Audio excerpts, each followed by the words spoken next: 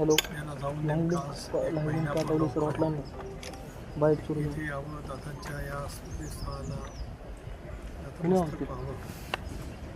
आयुष्यभर त्यांनी आम्हाला सर्वांनाच ऊर्जा दिली, लोकसेवा शिकवली, विकासाची दृष्टी व्हिजन ज्याला आपण म्हणतो ते सतत आम्हा सर्वांच्या समोर ठेवलं.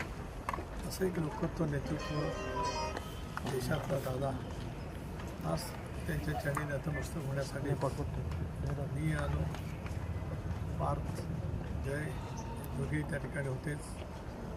इथलेच आमचे सर्वच दादाप्रेमी सहकारी आम्ही इथे येऊन नतमस्तक झालो. खरं तर दादांचा अपघातानंतर अनेक प्रश्न उपस्थित होत आहेत. हा घात किंवा घातपात या अनुषंगाने कसं बघता? कारण रोहित पवार सातत्यानं मागणी करता आहेत की याची चौकशी झाली पाहिजे, मात्र कसं बघताय तपासाकडे आत्तापर्यंत 1 महिन्याच्या? सुरुवातीपासूनच राष्ट्रवादी काँग्रेस पक्षाची माझ्याशी आम्ही सर्वांची भूमिका राहिली की अशा वेळी ज्यावेळेला विमान अपघात घडतात त्यावेळेला जी एक तपासाची यंत्रणा स्वायत्त यंत्रणा भारत सरकारने स्थापन केलेली आहे त्यामार्फत चौकशी केली जावी. पहिल्या दिवशी तशा वेळची चौकशी त्या खात्याच्या केंद्रीय मंत्री महोदयांनी केली.